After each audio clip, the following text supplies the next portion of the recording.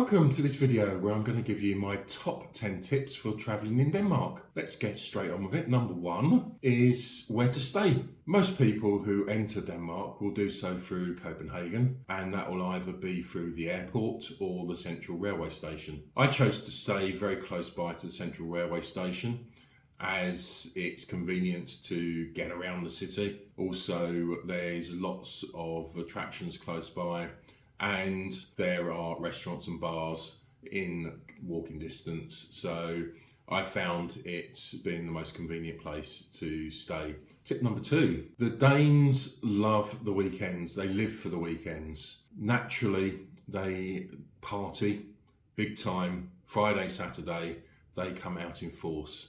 The rest of the week, Copenhagen is fairly quiet. You have no problems at all in getting into most restaurants and bars.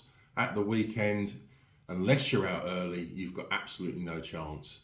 So book in advance. If you want to go to a restaurant for a meal on a Friday or a Saturday night, book well in advance, because that's the only way you're going to be able to get a seat at a decent time. Otherwise, you're left with one of the fast food outlets as your only option. Tip number three, talk to the locals. I found that the Danes were very helpful and friendly. They were very forthcoming in giving you some guidance and advice, particularly where the best restaurants were and how to get around.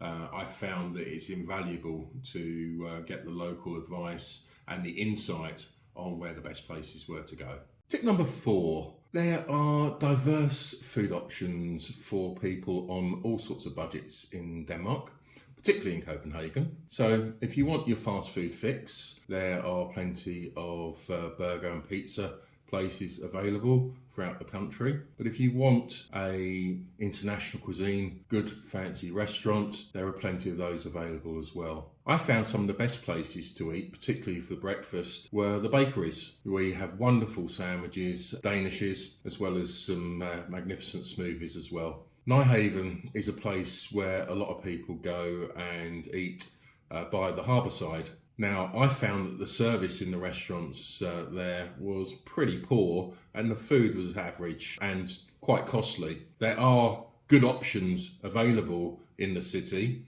so shop around and find something that suits you. Tip number five, Denmark is a cycling friendly nation. They have an extensive network of cycle lanes of over 11,000 kilometres throughout the country. The cycle routes are available both in the city and in the countryside, and certainly Denmark is geared up for cycling. If you're in Copenhagen, hiring a bike to get around is probably one of the best ways of seeing the city, and certainly they classify Copenhagen as one of the best bike capitals in the world. Drinks are expensive in Denmark and the rest of Scandinavia for that matter, but the tap water is perfectly drinkable, and I always carry around a water bottle and fill it up at the hotel, and that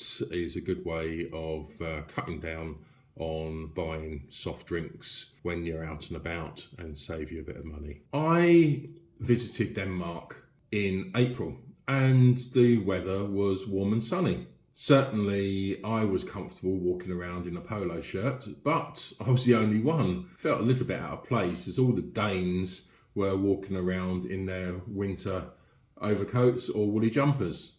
It depends on what time of year you're travelling. Certainly in the autumn and winter, jumpers and coats are necessary. In the spring and summer, I think on most days you can get away with a polo shirt or t-shirt, but always carry a waterproof coat with you, because you never know when it's going to rain. Number eight, Tivoli Gardens. This is a must-visit attraction when you're in Copenhagen. I absolutely love my time in Tivoli Gardens. Brings out the child in everybody. Entrance fee was very respectable. It was 145 Danish kroner, and you can also buy a ride pass starting at 165 Danish kroner.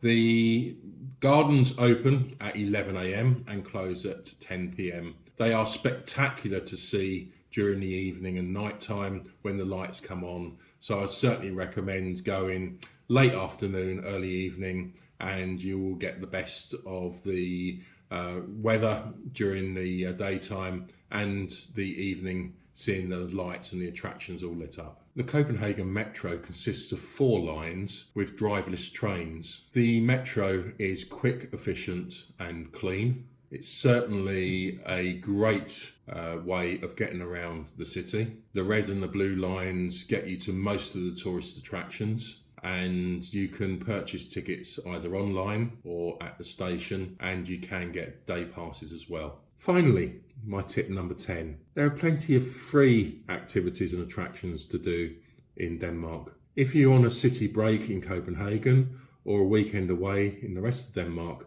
you can actually do it on a budget. Yes, Denmark is expensive like the rest of Scandinavia, but there are plenty of attractions that you can go to that are free. Most of the palaces, you can look at the exterior for free. The churches, the Little Mermaid, there are lots of places around that you can go and do Copenhagen on a budget.